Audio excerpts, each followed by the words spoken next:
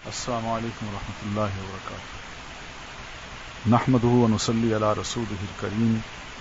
اللهم صل على محمد وعلى آل محمد كما صليت على إبراهيم وعلى آل إبراهيم إنك حميد مجيد. اللهم بارك على محمد وعلى آل محمد كما باركت على إبراهيم وعلى آل إبراهيم إنك حميد مجيد. آج ہم انشاءاللہ کتاب کا صفحہ نمبر 64 سے پڑھیں گے وحی کی بندش اور دوبارہ نزول. جیسا کہ بتایا گیا کہ غار حرا میں پہلی وحی اتر کر بند ہو گئی تھی. یہ بندش کئی روز تک قائم رہی. اس کی وجہ سے نبی اکرم صلی اللہ علیہ وسلم کو سخت رنج اور ملال ہوا، لیکن مصلحت الہی اسی میں تھی کیونکہ اس طرح خوف جاتا رہا.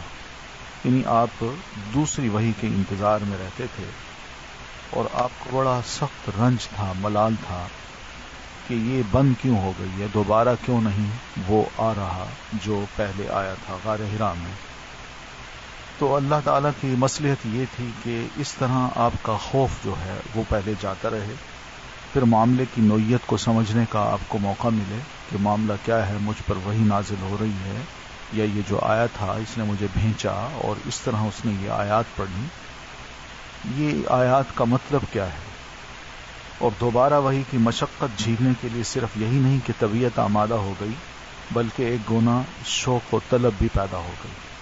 یعنی اب وہ خوف چلا گیا، اب تڑپ پیدا ہو گئی کہ دوبارہ وہ آئے، دوبارہ آئے، دوبارہ آئے. اور آپ صلی اللہ علیہ وسلم دوبارہ وحی آنے کا انتظار فرمانے لگے. تو یہ فترۃ الوحی جو ہے اس کی مصلحت یہ تھی کہ پہلی وحی کے بعد تھوڑا سا پاس دے کے کچھ عرصہ کے لیے وحی نازل نہیں کی، تاکہ آپ کا خوف جائے اور اس کی بجائے ایک شوق پیدا ہو جائے.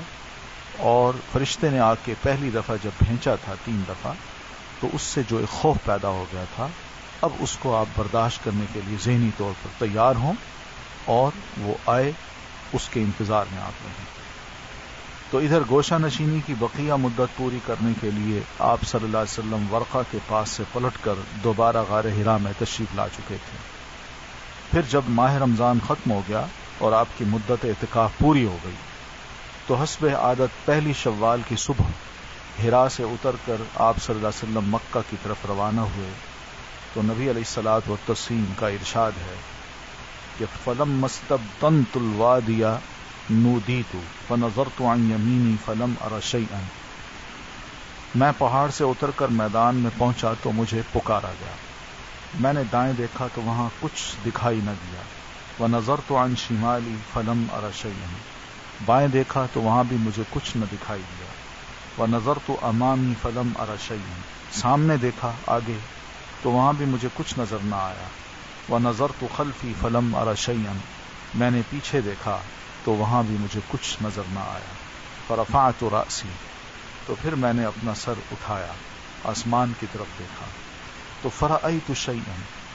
تو میں نے دیکھا کہ فإذا الملک الذی جاءنی بحراء، کہ وہ فرشتہ جو میرے پاس حرا میں آیا تھا، جالس علی کرسی بین السماء والارض، وہ ایک ایسی کرسی پہ بیٹھے ہوئے ہیں جو آسمان اور زمین کے درمیان رکھی ہے.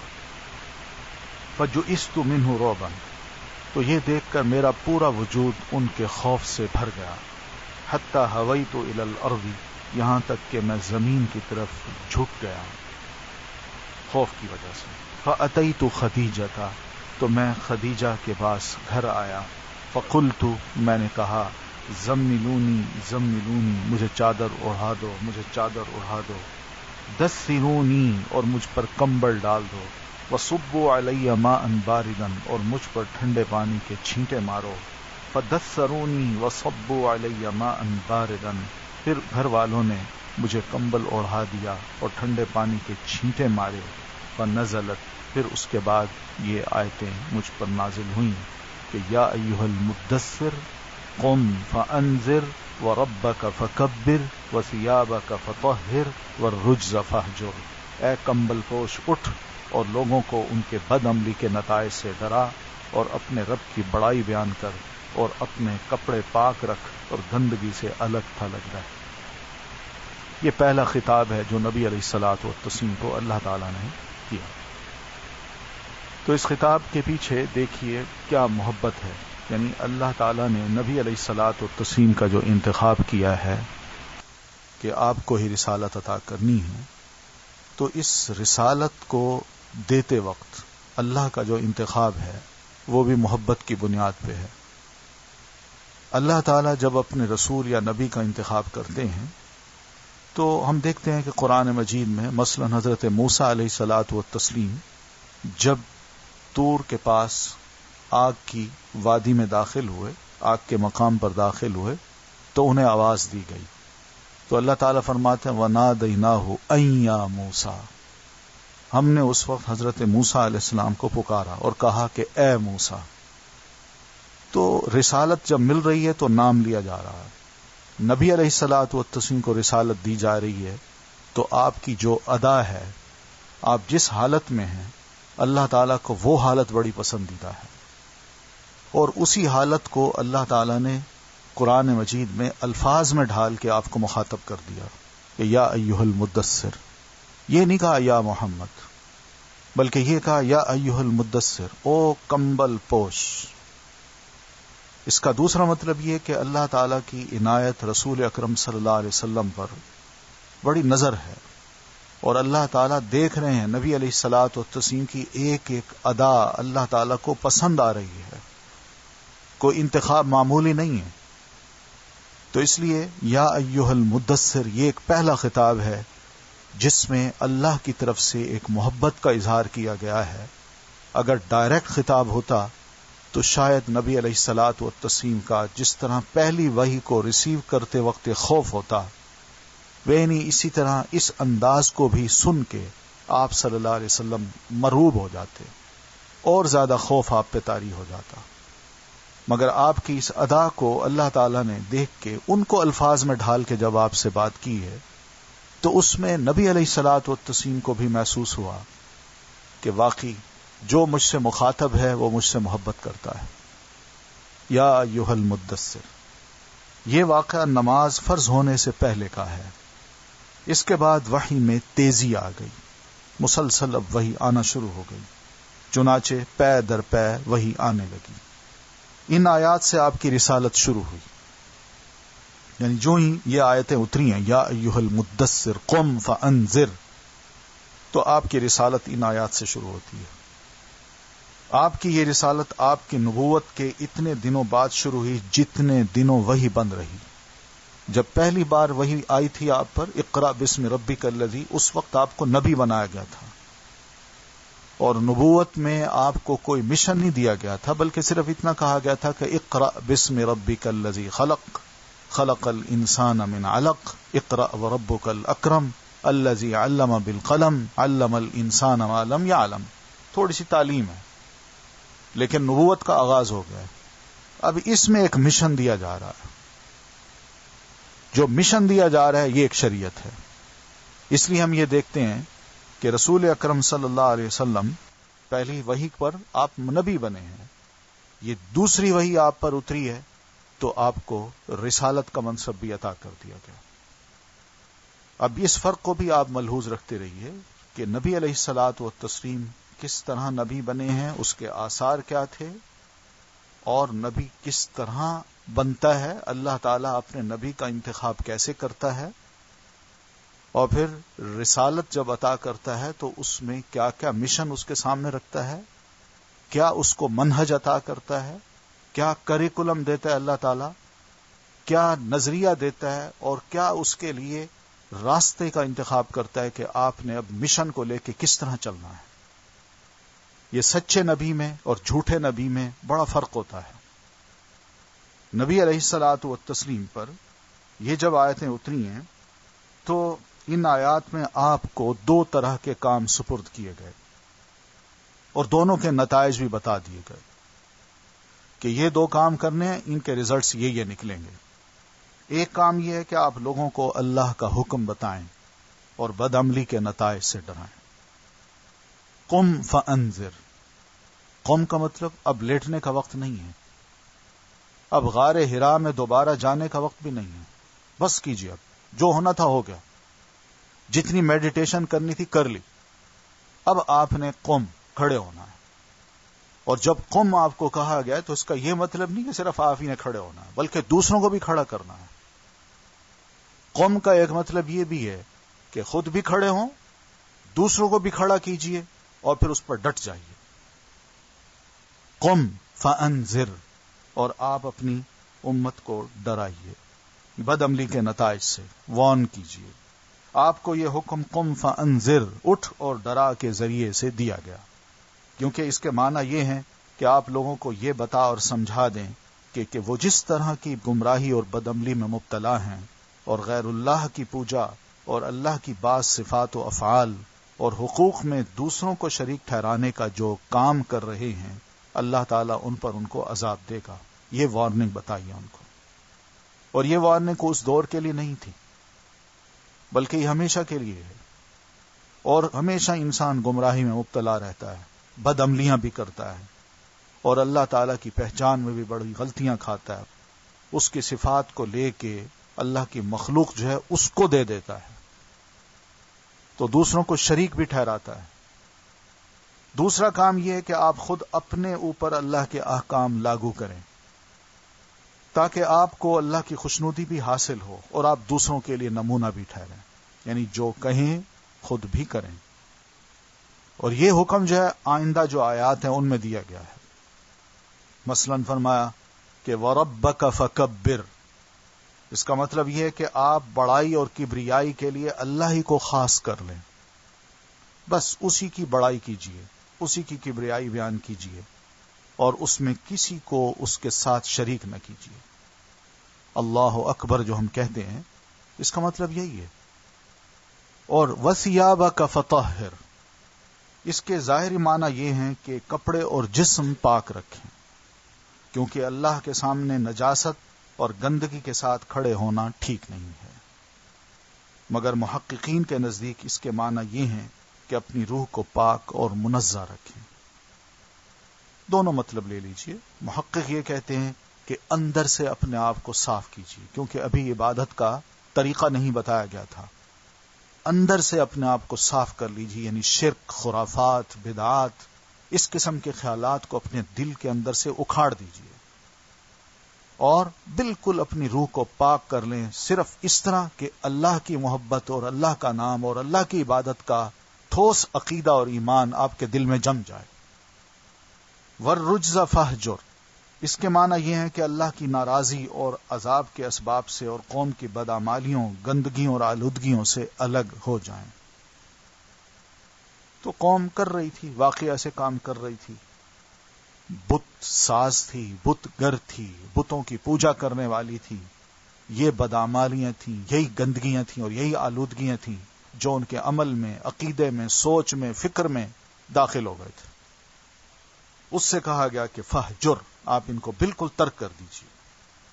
اور ولا تمنن تستکثر، زیادہ چاہنے کے لیے احسان مت کیجیے۔ اس کا مطلب یہ ہے کہ اس دنیا میں احسان کے بدلے کی خواہش اور امید نہ رکھیں، بلکہ یہ سمجھ لیں کہ جو مشن آپ کو دیا گیا ہے یہ مشکلات اور آزمائشوں کا راستہ ہے، لہذا اپنی قوم کا دین چھوڑنے اور ایک اللہ کی طرف بلانے پر تکالیف اور دشواریاں سہنے کے لیے آپ تیار رہیں۔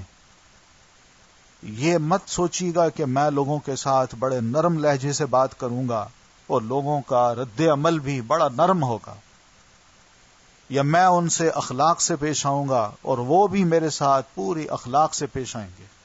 نہیں، اگر کوئی آپ نے احسان کیا ہو تو یہ سوچ کے مت کیجیے گا کہ اس سے زیادہ بہتر مجھ سے احسان کیا جائے گا، بلکہ دشواریاں پیش آئیں گی، مشکلات پیش آئیں گی۔ وَلِرَبِّكَ فَاصْبِرْ، اور یہ سب کچھ آپ برداشت کیجیے اپنے رب کے لیے، لوگوں کے لیے نہیں۔ لوگوں کے سامنے شکوے نہیں کرنے، کوئی مارے، کوئی پیٹے، کوئی گالیاں دے، کسی کے سامنے آپ نے شکوہ نہیں کرنا، اپنے رب کے لیے ان تمام باتوں کو برداشت کرنا۔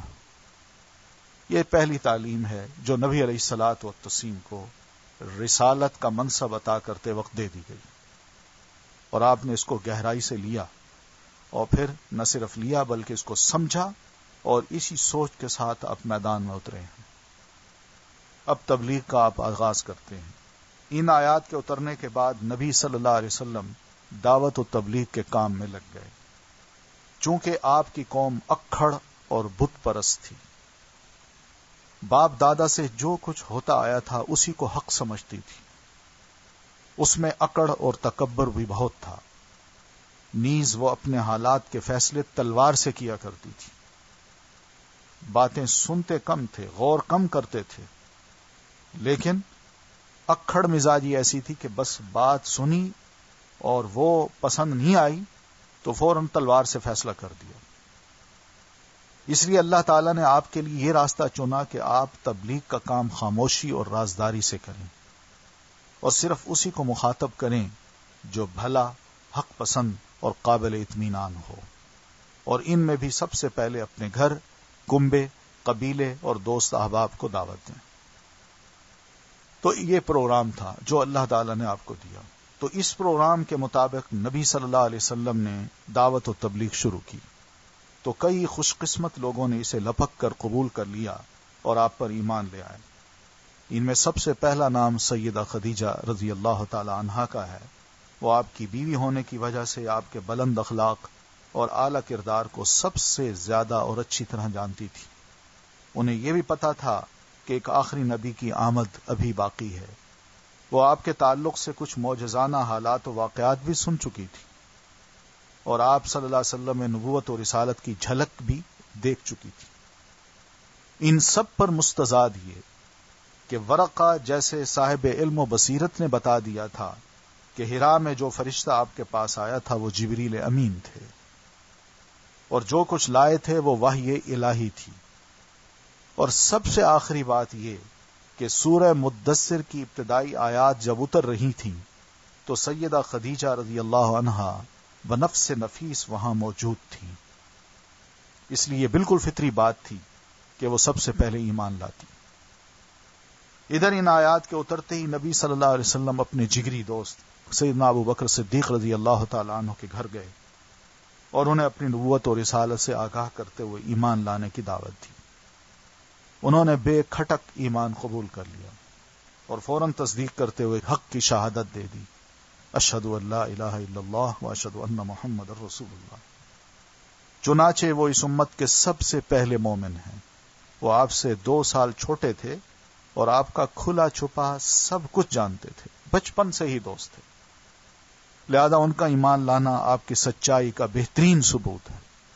دوست سب سے زیادہ بہتر جانتا ہے، کیونکہ انسان بعض اوقات غم اور سکھ اپنے دوست کے ساتھ ہی بانٹتا ہے۔ تو سیدنا ابو بکر صدیق رضی اللہ تعالی عنہ آپ کو اچھی طرح جانتے تھے کہ آپ کس قسم کے انسان ہیں، تو وہ جو ایمان لائے ہیں تو یہ بھی سچائی کا بہترین ثبوت ہے کہ آپ واقعی ایک سچے انسان تھے۔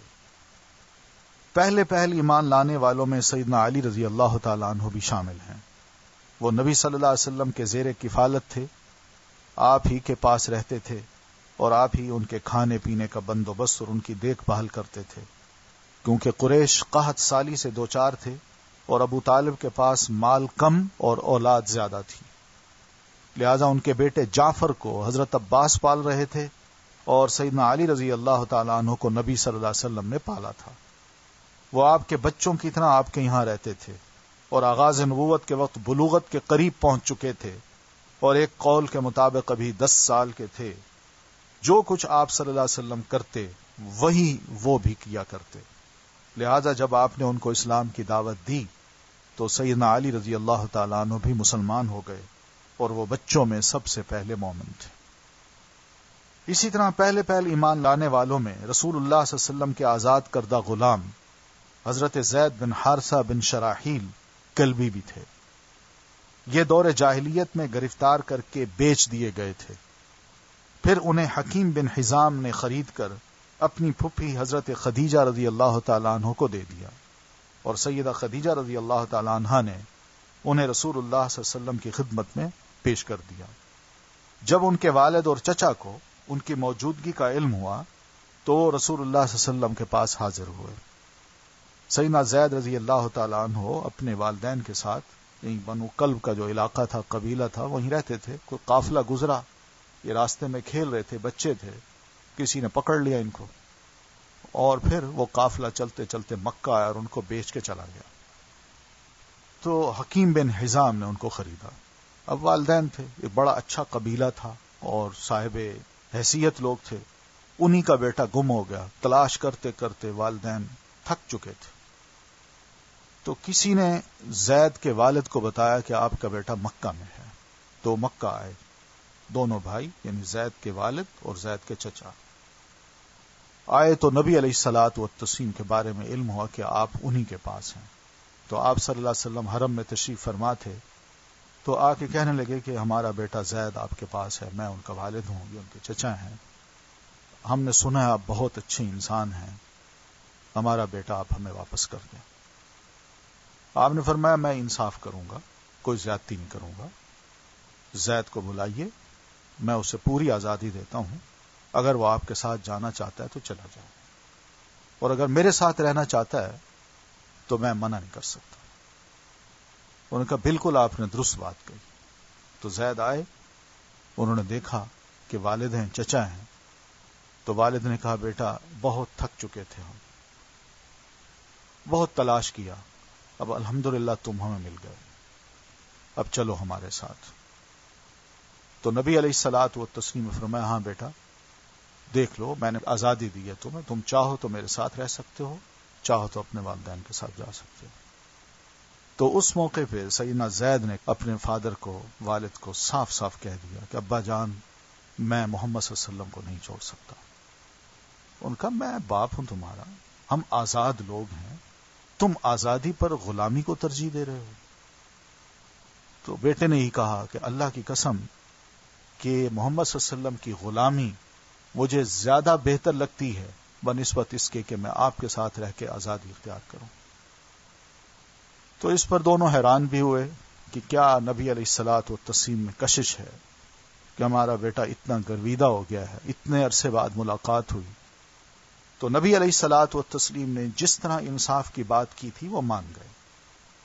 تو جب انہوں نے آپ صلی اللہ علیہ وسلم کے ساتھ رہنا پسند کیا تو آپ صلی اللہ علیہ وسلم نے اسی وقت قریش کے مجمع میں جا کر اعلان فرمایا، اور ان والد نے اور چچا نے یہ اعلان سنا کہ اشہدوا ان ھذا ابنی وارثا و موروثا، گواہ رہو آج سے زید میرا بیٹا ہے، وہ میرا وارث بھی ہوگا اور میں اس کا وارث بھی ہوں گا۔ اور اسی دن سے ان کو زید ابن محمد کہا جانے لگا۔ والد اور چچا یہ منظر دیکھ کر بخوشی واپس چلے گئے۔ یہ سارا واقعہ نبوت سے پہلے کا ہے۔ اسلام آیا تو اس نے منہ بولے بیٹے کا رواج ختم کر دیا تھا، اور حضرت زید کو زید بن حارثہ کہا جانے لگا۔ تو یہ چاروں حضرات اس دن ایمان لائے تھے جس دن سورہ مدثر کی پہلی آیات نازل ہوئی تھیں۔ کہنے والوں نے ان میں سے ہر ایک کے متعلق کہا کہ سب سے پہلے وہی ایمان لائے۔ کوئی کہتے ہیں حضرت خدیجہ ایمان لائے، کوئی کہتے ہیں حضرت ابو بکر پہلے ایمان لائے، کوئی کہتے ہیں سیدنا علی رضی اللہ تعالیٰ عنہ پہلے ایمان لائے، کوئی کہتے ہیں نہیں زید بن حارثہ ایمان لائے۔ تو علماء نے پھر اس میں یہ تفریق کی ہے کہ خواتین میں سب سے پہلے سیدہ خدیجہ، مردوں میں سب سے پہلے سیدنا ابو بکر صدیق، اور بچوں میں سب سے پہلے سیدنا علی، اور غلاموں میں سب سے پہلے زید بن حارثہ، یہ ایمان لائے تھے۔ اس کے بعد سیدنا ابو بکر رضی اللہ تعالیٰ عنہ بھی تبلیغ میں سرگرم ہو گئے اور حق رسالت ادا کرنے میں نبی علیہ الصلوۃ والتسلیم کا دایاں بازو بن گئے۔ وہ بڑے پاک دامن، پسندیدہ، نرم مزاج، شریف، دریا دل اور معزز انسان تھے۔ عرب کے انساب و واقعات سب سے زیادہ جانتے تھے، یعنی جو بھی عرب فیملی تھی اس کا نسب نامہ پورا جانتے تھے۔ اس طرح جتنے بھی بڑے بڑے قبائل تھے ان سب کے نسب نامے ان کو یاد تھے، اور ان قبائل کے اندر جو اہم تاریخی واقعات ہوئے تھے ان کو بھی اچھی طرح یاد رکھتے تھے۔ ان کے کردار و اخلاق، جود و سخا، علم و فضل، لین دین اور میل جول کی خوبیوں کی وجہ سے ان کے پاس ہر قسم کے لوگوں کی آمد و رفت برابر رہا کرتی تھی۔ اب جس کو وہ بھلا اور بھروسے کے لائق محسوس کرتے اسے اسلام کی دعوت دے دیتے۔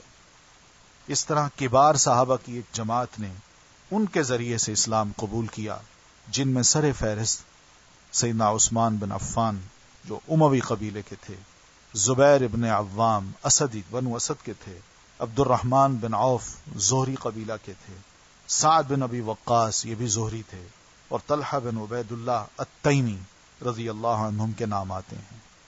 ان سب کو سیدنا ابو بکر رضی اللہ تعالی عنہ نے اسلام کی حقیقت سے آگاہ کیا اور انہیں نبی علیہ الصلوۃ والتسلیم کے پاس لے آئے اور ان سب نے اسلام قبول کر لیا۔ یہ فائدہ ہوتا ہے کہ کام کے لوگ اگر دین میں شامل ہو جائیں تو پھر وہ دین کے بڑے مددگار بن جاتے ہیں۔ اب سیدنا ابو بکر رضی اللہ تعالیٰ عنہ کا جو کردار ہے یہ قابل غور ہے۔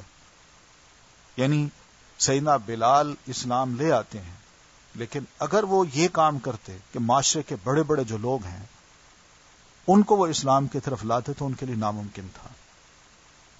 سیدنا ابو بکر رضی اللہ تعالیٰ عنہ ہر اعتبار سے معاشرے کے معزز فرد تھے، یعنی جیسے ہم نے ان کی خصوصیات پڑھی، ان کا اسلام قبول کرنا اور پھر اسلام کی تبلیغ کے لیے سرگرم ہو جانا یہ بہت بڑا اعزاز ہے، یعنی بہت بڑی مدد ہے دین کی، رسول اللہ صلی اللہ علیہ وسلم کے مشن کی۔ اسلام اسی طرح ہی پھیلا ہے۔ یہ اور بات ہے کہ غریب لوگ زیادہ تھے، مگر امیر لوگوں کا جو کردار ہے اسلام کی تبلیغ اور دعوت کو پھیلانے میں وہ سب سے زیادہ نمایاں ہے اور بہت ہی مؤثر ہوا کرتا ہے۔ ان کے بعد مندرجہ ذیل افراد نے اسلام قبول کیا۔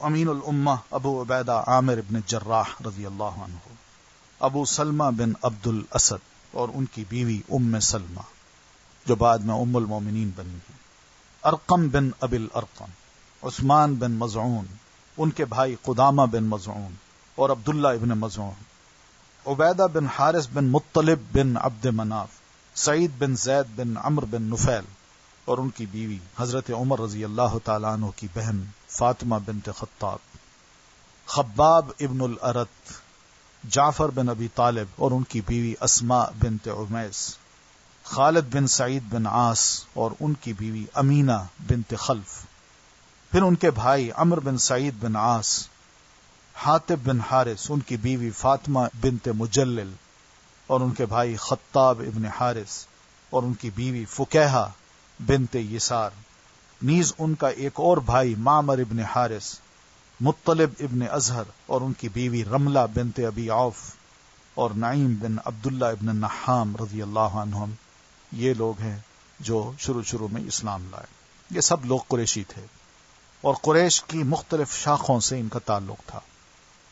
اس ابتدائی دور میں قریش کے علاوہ دوسرے قبائل سے جو لوگ اسلام لائے ان کے نام یہ ہیں: عبداللہ ابن مسعود رضی اللہ عنہ حذلی قبیلے کے تھے، مسعود بن ربیعہ القاری، عبداللہ ابن جحش اور ان کے بھائی ابو احمد ابن جحش، صہیب بن سنان رومی، عمار ابن یاسر عنسی، ان کے والد یاسر اور ان کی والدہ سمیہ اور عامر ابن فہیرہ۔ اوپر ذکر کی گئی خواتین کے علاوہ جن عورتوں نے اسلام کی طرف سبقت کی ان کے نام یہ ہیں: ام ایمن، ان کا نام تھا برکہ، حبشیہ تھیں جو نبی صلی اللہ علیہ وسلم کو بچپن میں گود کھلایا کرتی تھیں اور آپ کے والد کی لونڈی تھی۔ حضرت عباس رضی اللہ تعالیٰ عنہ کی بیوی ام الفضل جن کا نام تھا لبابہ الکبریٰ، یہ بنت حارث ہلالیہ تھیں، اور اسماء بنت ابی بکر الصدیق رضی اللہ عنہم وعنہن اجمعین۔ یہ لوگ اور ان کے ساتھ مزید جو لوگ اسلام لائے ان سب کو السابقون الاولون کہا جاتا ہے۔ قرآن مجید کی ٹرم میں ان کو السابقون الاولون کہا جاتا ہے، کیونکہ سبقت لینا یہ بھی بہت بڑا سٹیپ ہوتا ہے۔ آدمی سوچتا ہے کہ میں قدم اٹھاؤں کہ نہ اٹھاؤں، ابھی بہت سے مسائل ہیں، ابھی بہت سے کام ہیں، تھوڑے عرصے بعد ذرا سوچوں گا، یکدم نہیں اٹھانا چاہیے۔ لیکن رسول اللہ صلی اللہ علیہ وسلم کی سچائی، امانت داری، دیانت داری کو دیکھ کر جن لوگوں کو یہ یقین تھا کہ آپ سچے ہیں، انہوں نے پھر سوچا نہیں، ڈیلے نہیں کیا معاملے کو، فوراً ہی آگے بڑھے اور اسلام قبول کر لیا ہے۔ اور یہ بہت بڑا سٹیپ تھا، کیونکہ پہلے لوگوں میں شامل ہونا یہ بہت مشکل ہوتا ہے بنسبت بعد میں آنا، کیونکہ جب راستے صاف ہو جاتے ہیں تو پھر بعد میں انسان جب آئے تو اس وقت کوئی مشکلات نہیں ہوتی اتنی، کیونکہ راستہ صاف ہے۔ لیکن جن لوگوں نے مشکلات اٹھائی ہیں اصل مقام ان کا ہوتا ہے، اس لیے اللہ تعالیٰ نے السابقون الاولون ان کو کہا ہے، اور انہی کو کہا ہے کہ یہ سلۃ من الاولین، یا الواقعہ میں اللہ تعالیٰ نے 3 لیولز جو بتائے ہیں اصحاب الیمین کے، یہ انتہائی مقرب لوگ ہیں. السابقون السابقون اولئک المقربون. ان کے ساتھ مزید جو لوگ اسلام لائے انہیں سابقین اولین کہا جاتا ہے. تلاش و جستجو سے معلوم ہوتا ہے کہ جن کو قدیم الاسلام یا سابقین اولین کہا گیا ہے ان کی تعداد تقریباً 130 تک پہنچ جاتی ہے. لیکن ان میں سے ہر ایک کے اسلام لانے کا وقت ٹھیک ٹھیک معلوم نہیں ہو سکا. غالباً اس میں ایسے صحابہ بھی ہیں جنہوں نے کھلم کھلا اسلام کی دعوت شروع ہونے کے بعد اسلام قبول کیا تھا. تو ادھر لوگ اسلام لائے ہیں، اب ان کی تعلیم اور تربیت بھی نبی علیہ الصلاۃ والتسلیم نے شروع کر دی. جیسا کہ گزر چکا ہے کہ سورہ مدثر کی ابتدائی آیات کے بعد وہی پے در پے آتی رہی. کہا جاتا ہے کہ اس کے بعد سب سے پہلی سورت جو نازل ہوئی وہ سورہ فاتحہ ہے. اس میں اہل ایمان کو حمد اور دعا کا طریقہ بتایا گیا. الحمدللہ رب العالمین الرحمن الرحیم مالک یوم الدین، یہ حمد ہے. پھر دعا کا طریقہ یہ بتایا گیا کہ ایاک نعبد و ایاک نستعین اہدنا الصراط المستقیم. اللہ کی ہستی کی چند جامع صفات بیان کر کے اس کا ٹھیک ٹھیک تصور دیا گیا ہے، اور یہ بھی سمجھا دیا گیا کہ اس دنیا میں اچھے یا برے جیسے کام کرو گے ٹھیک ویسا ہی نتیجہ اور بدلہ پاؤ گے، اور یہ بدلہ آگے ایک دوسری دنیا میں ملے گا. اس کے علاوہ کامیابی اور سعادت کے راستے کی بھی پہچان بتا دی گئی. اس طرح دین حق کا سارا ماحصل، سارا نچوڑ اس صورت کے چند سادہ بولوں میں آ گیا ہے، اور حمد اور دعا کی شکل میں بندے کو اس کی تعلیم دے دی گئی ہے. کہا جاتا ہے کہ رسالت شروع ہونے کے بعد سب سے پہلے جو حکم دیا گیا وہ نماز کا حکم تھا. سیدنا جبریل علیہ السلام نے تشریف لا کر نماز اور وضو کا طریقہ بتایا اور صبح و شام 2 رکعت نماز پڑھنے کا حکم دیا. یوں مکمل طہارت اہل ایمان کی علامت ٹھہری. دل صاف ہو گئے، وہاں سے شرک کفر کو نکال دیا، اس کی جگہ توحید بیٹھ گئی. تو اندر کی دنیا یعنی روح جو ہے وہ صاف ہو گئی. اب جو باہر کی دنیا تھی وہ نبی علیہ الصلاۃ والتسلیم نے نماز، وضو کا طریقہ، طہارت، پاکیزگی جو ظاہری تھی اس کا طریقہ بتا کے پورے بندے کو اندر باہر سے پیور کر دیا. یوں مکمل طہارت اہل ایمان کی علامت ٹھہری. وضو کو نماز کی شرط قرار دیا گیا. سورہ فاتحہ نماز کی اصل ٹھہری، اور حمد و تسبیح نماز کے اوراد و وظائف قرار پائے. اب نماز ہی اہل ایمان کی اصل عبادت تھی جو انہیں قائم کرنی تھی. اس کے لیے وہ نظروں سے دور جگہوں کا انتخاب کرتے اور کبھی کبھی وادیوں اور گھاٹیوں میں بھی چلے جاتے تھے نماز پڑھنے کے لیے، کیونکہ حرم میں یا اس کے ارد گرد یا اپنے گھروں میں، اپنے محلوں میں نماز پڑھنے کی اجازت نہیں تھی، اس لیے کہ لوگ دیکھتے تھے اور مخالفت پر آمادہ ہوتے اور تکلیفیں دیا کرتے تھے. اسلام کے ابتدائی دنوں میں نماز کے علاوہ کسی عبادت یا امر و نہی کا پتہ نہیں چلتا. وہی آتی تھی، توحید کے مختلف گوشوں کو بیان کرتی تھی. صحابہ رضی اللہ تعالی عنہم کو نفس کی صفائی کی ترغیب دیتی تھی، مکارم اخلاق پر ابھارتی تھی. نفس کی صفائی میں یعنی غصہ ہے، دشمنیاں ہیں، نفرت ہے، اور بہت سی باتیں ہیں جو نفس کے اندر انا کی وجہ سے داخل ہو جاتی ہیں.